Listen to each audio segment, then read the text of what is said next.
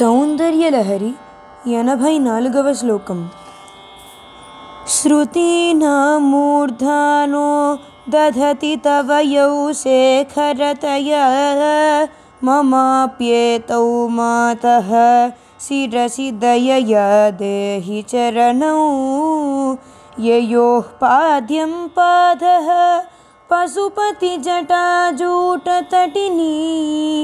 యయోర్లాక్షా లక్ష్మీ రరుణహరిచూడామణి రుచిః. అమ్మా, నీ పాదములను వేదాంతములు మోయుచున్నవి. వానిని కడుగునది ఈశ్వరుని జడలోని గంగ. నీ పాదముల పారాన శోభ విష్ణుని శిరోభూషణమై మణికాంతి.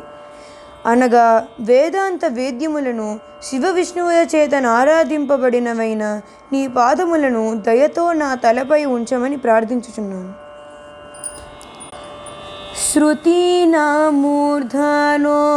దధతి తవ యౌ శేఖరతయా మమాప్యేతౌ మాతః శిరసి దయయా దేహి చరణౌ యయోః పాద్యం పాదః పశుపతి జటాజూటతటినీ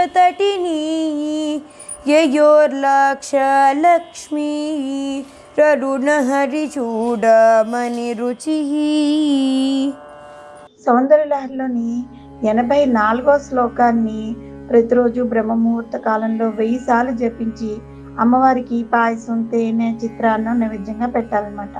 ఈ విధంగా ఎవరైతే సాధన చేస్తారో వాళ్ళు విడవకుండా 1 సంవత్సరం కాలం పాటు పూజ చేసి ఆఖరణ విరివిగా అన్నదానం చేయాలన్నమాట. చేసి ఒక యంత్రం ఉంది, ఆ గురువు గారి దగ్గర తీసుకుని ఆ యంత్రాన్ని ధరించి ఈ మంత్రం పఠిస్తూ పరకాయ ప్రవేశం కూడా చేయడానికి ప్రయత్నిస్తే తప్పకుండా నెరవేరుతుంది. పరకాయ ప్రవేశం అంటే ఒకళ్ళు ఒక శరీరాన్ని విడిచి ఇంకొక శరీరంలోకి వెళ్ళడం, దాన్ని పరకాయ ప్రవేశం అంటారు.